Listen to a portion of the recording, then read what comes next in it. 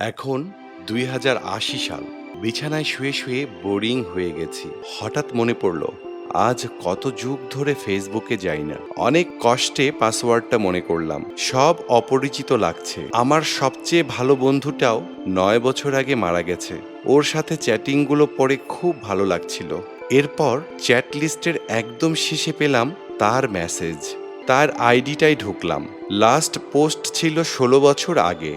একজন ওর আইডিটা স্ক্রিনশট দিয়ে লিখেছে, এই দাদি গতকাল আনুমানিক বিকাল ৫টায় হৃদক্রিয়া বন্ধ হয়ে মারা গেছেন। পোস্ট পড়েই থমকে গেলাম। দাদু, আমি রেডি, টিউশনে যাব। ল্যাপটপ নিয়ে টিউশনে যাবি? আমরা তো ভার্চুয়াল ক্লাস করি। আচ্ছা, আমি যাই। যদি ২০৮০ সাল পর্যন্ত বেঁচে থাকি তাহলে টাইমলাইনে এসে লেখাটা আরও একবারের জন্য পড়ব আর এই সুন্দর দিনগুলোর কথা মনে করব।